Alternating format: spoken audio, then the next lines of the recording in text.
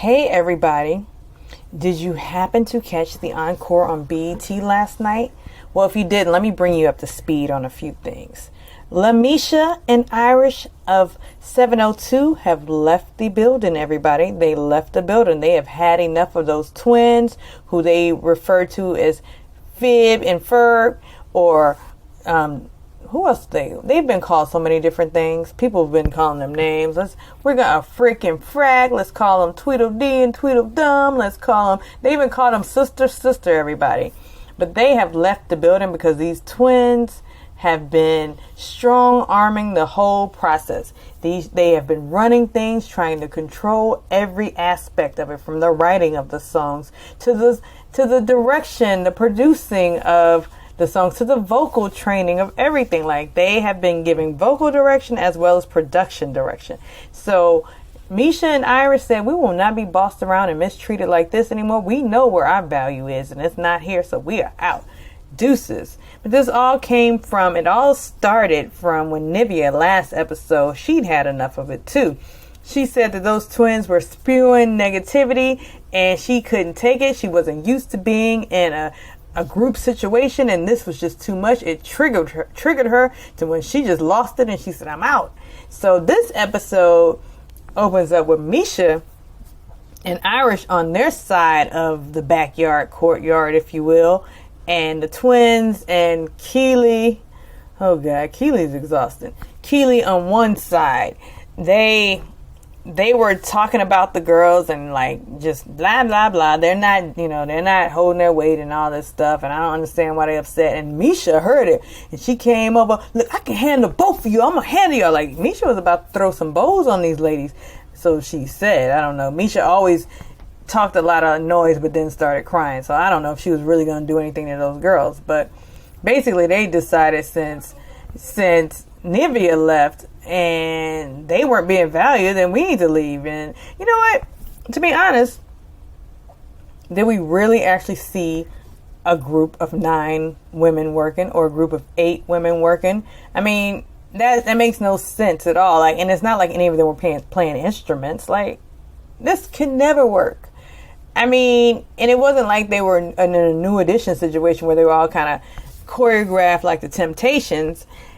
This can never work. So, but they tried it, and for Misha and Irish, it didn't work. And it didn't work for Nivea, and it didn't work for Aubrey. And I don't know why Aubrey was on the show in the first place. Like, she just didn't fit in there. But I understand, since she does the reality show circuit, they were like, let's get Aubrey. And she came, and so then she left. Anyhow, so now we're down to 5. The twins, Tweedledee, Tweedledum, Frick Frack, Phoebus and Ferb. We're down to those 2. Sister, not Tia, not Tamara, just sister. The Doublemint twins who want to control everything. So it's just them, Pam with all her wisdom, Shamari. I almost forgot Shamari was there. Shamari having one of the strongest voices in the house, but she definitely takes a back seat. She wasn't in your face like she was when she debuted on Real Housewives of Atlanta. Like, she's definitely taking a back seat and just playing it low key and just going along to get along, or getting along to go along to get along. I guess that's the phrase. But she's just like, just kind of in the background because I actually forgot. But now I'm just like, what's the point of watching? We definitely don't want to see these twins, and we definitely don't want to see Keely, but they're grooming Keely like, Keely, we need a 5th member. No, you don't.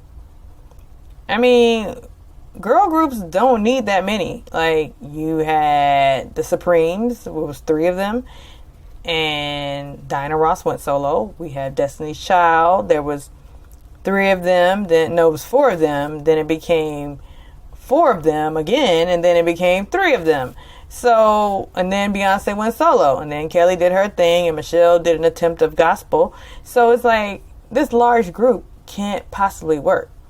Anyhow, it doesn't matter, because if they sell anything, the twins are going to get all the money, FELISHA and Fallon from Cherish. And that's probably the only shine they're going to get, because they didn't make it in their group. And I don't think the people were really checking for them. The fans of the show are not checking for these girls. So Bye, FELISHA. Bye, Fallon. Your attitudes are bad. And speaking of that, so producer Cosign, he decides to show back on the scene during the episode, and FELISHA is still mad at the way he treated her. And unless there was something that wasn't seen on the show that was cut out on the editing room floor, I mean, mind you, he did make a few condescending, chauvinistic statements like sweetheart and, young lady, like basically diminishing their womanhood.